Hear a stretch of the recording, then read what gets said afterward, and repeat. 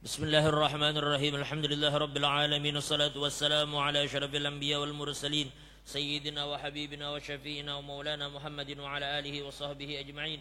Qalu subhanaka la ilma lana illa ma 'allamtana innaka antal alimul hakim. Wala haula wala quwwata illa billahil aliyyil azim. Rabbi shrah li sadri wa yassir li amri wahlul 'uqdatam min lisani yafqahu qawli.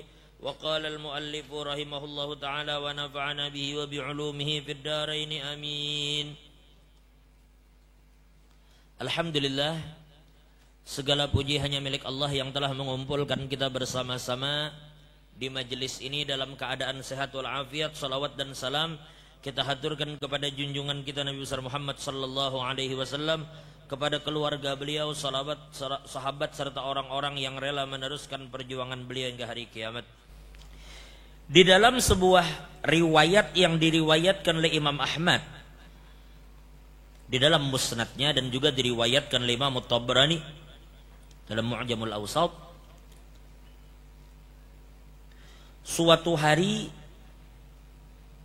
Ummu Hani pernah berkata kepada Nabi. Ummu Hani ini adalah orang yang dilamar Nabi 2 kali, tapi beliau tolak. Ummu Hani ini Nabi pernah melamar sewaktu Sidin masih bujang dan Nabi pun bujang, sebelum Nabi menikah dengan Sayyidatuna Khadijah. Nabi pernah melamar Ummu Hani, tetapi waktu itu Ummu Hani sudah terlanjur dijodohkan dengan seorang lelaki dari kalangan Bani Quraisy. Lalu Abu Thalib memilih untuk menyempurnakan janji, karena sudah bahasa jaka orang itu bahasa Tuhan sudah masak, sudah bahasanya karena kau lagi diganggu gugat. Maka Nabi pun mengerti, maka ya sudah tidak diterimalah pinangan Nabi terhadap Ummu Hani ketika beliau meminang terhadap Abu Thalib. Nah, yang kedua ketika Ummu Hani jadi janda. Ketika Ummu Hani jadi janda, kesimpulannya juga Ummu Hani tidak terjadi pernikahan antara Nabi dan Ummu Hani intinya kan. Ada beberapa pertimbangan dari Ummu Hani sehingga beliau lebih memilih untuk tidak menerima pinangan Nabi. Tapi ini sepupu Nabi, sepupu sekali, saudarinya Sayyidina Ali. Namanya Ummu Hani binti Abu Thalib. Saudari dari Sayyidina Ali. Ada namanya Ummu Hani. Nah, suatu hari, jadi sepupu sekali lawan Nabi kan? Sepupu sekali. Lalu Ummu Hani berkata, ujar Ummu Hani, ya Rasulullah, alimni syai'an aquluhu wa ana jalisah. Ya Rasulullah, lajari pang ulun bacaan nang kira-kira ulun bisa baca sambil ulun santai. Jadi sekira ulun ni santai ada nang dibaca.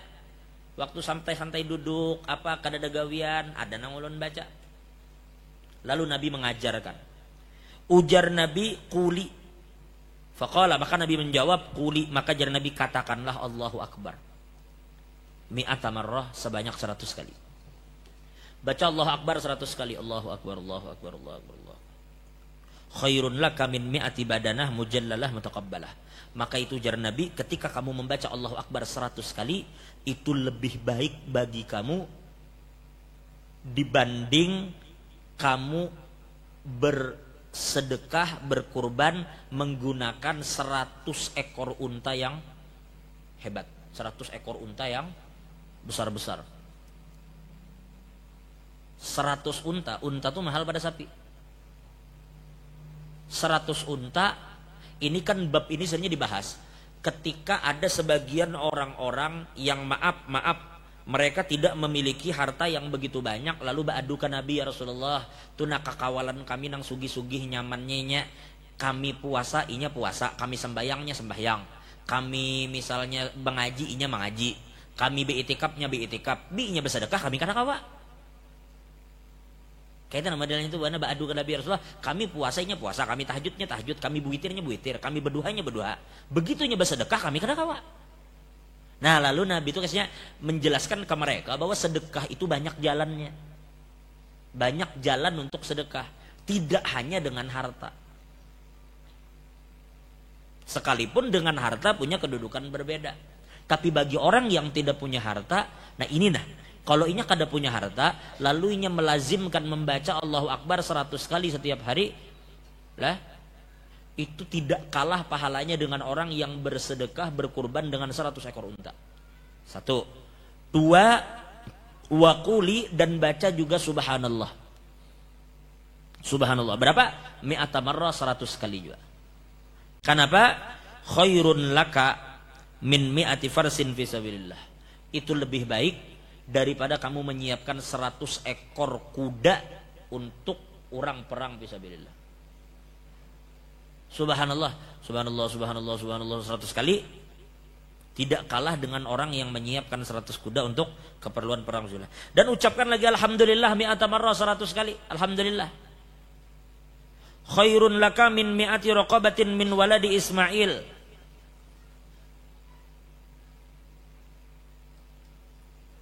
Tu'tiqihim. Ujar Nabi, apabila kamu membaca alhamdulillah 100 kali, itu ujar Nabi tidak kalah pahalanya dengan kamu memerdekakan 100 budak dari keturunan Nabi Ismail. Nabi Ismail diisi anak cucu jadikan orang budak, lalu ente memerdekakan cucu Nabi. Kayak bagaimana 100 orang. Kada kalah pahala membaca alhamdulillah 100 tadi. Lalu Nabi katakan lagi, baca lagi la ilaha illallah, la ilaha illallah, la ilaha illallah, la ilaha illallah 100 kali. La yudrikuha syai'un wa la yasbiquha, maka amal ini tidak terkejar oleh apapun dan tidak ada yang menyamai kecuali orang yang membaca lebih banyak. Kalimat la ilaha illallah. Nah, lalu kalimat ini bila kita gabung jadilah al-baqiyatus shalihah. Subhanallah, alhamdulillah, wa la ilaha illallah, wallahu akbar. Tambah pulang ada la haula wa la quwata illa billahil aliyil azim. Ya. Ujar Imam Abul Hasan Asy-Syadzili, ya, disebutkan oleh Imam Asy-Sya'rani, qala al-Imam Abul Hasan Asy-Syadzili, in aradta alla yusda alaka qalbun wala yalqaka hammun wala karbun wala yabqa alaika dzambun fa aktsir min qaulil baqiyatis shalihat. Ujar Imam Abul Hasan Asy-Syadzili, apabila kamu ingin hatimu bersih, maksudnya kada berkarat. Apabila kamu ingin hatimu tidak berkarat, dan apabila kamu ingin kamu tidak dihinggapi oleh segala macam kesedihan dan masalah, dan kamu ingin tidak tersisa sedikit pun dosa di dalam dirimu, maka hendaklah kamu banyak membaca al-baqiyatus shalihat. Apa itu al-baqiyatus shalihat? Subhanallah walhamdulillah wa la ilaha illallah wallahu akbar wa la haula wa la quwata illa billahil aliyil azim. Perbanyak, minimal jadikan ini wirid tetap sehari 100 kali. Kadang kali kalau 100 tasbih itu sekali putar. Makanya dibiasakan, ini bukan ulun promosikan jualan orang, adalah cuma nukar pangnang tasbih beketek yang di tangan tanah. Memang kalau kita bertasbih, mana abdolnya pakai tangan dengan pakai tasbih atau ketekan? Ya abdol tangan kalau jumlah dikit. Kita masih bisa hitung kayak subhanallah yang 33, alhamdulillah. Ya abdol pakai tangan, kita masih bisa pakai tangan mau umpati Nabi. Tapi kalau sudah jumlah bilangan banyak, sulit pakai tangan kan? Maka pakai jangan hitungan itu. Jadi kita tuh sambil santai itu bisa membaca subhanallah alhamdulillah. Targetkan 100 sehari minimal. Al-baqiyatus shalihat. Coba kita sekarang kalau hendak berkurban, adalah duitnya. Iya mun ada duit berkurban. Ini cuma bacaan Allahu Akbarnya. Cuma Allahu Akbarnya tidak kalah dengan 100 ekor unta yang dikurbankan. Ujar siapa? Ujar Nabi. Jadi banyaknya kita ini diajarkan doa-doa. Nah itu salah satu kelebihan umat Nabi Muhammad. Orang dulu gawiannya berat, ganjarannya kakak itu ya sesuai dengan amal. Orang umat Nabi ini terkadang gawiannya kecil tapi pahalanya besar. Macam orang sembahyang bersiwak. Beda kalau dengan kada bersiwak. Cuma siwak aja membedakan siwak. Pakai kan di gigi gosok kan.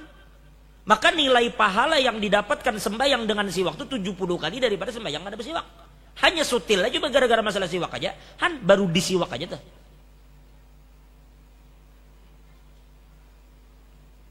Jadi sekali lagi ulun ulang, biasakan anak guring nih, anak guring. Lain kita kada belajar nih, belajar sudah. Dengar dari riwayat Imam Ahmadnya, nah, ketika Ummu Hani bertanya kepada Nabi, maka Nabi jawab. Baca Allahu Akbar 100, Subhanallah 100, Alhamdulillah 100, La ilaha illallah 100. Ya apabila kita gabung jadilah al-baqiyatus shalihat. Subhanallah, Alhamdulillah, wa la ilaha illallah, Allahu Akbar. Nah kita tadi baca juga kan, tapi 3 kali baru kan pas maulid ini. Subhanallah, Alhamdulillah, wa la ilaha illallah, Allahu Akbar. Wa la hawla wa la quwwata illa billahil aliyyil azim. 100 kali. Di dalam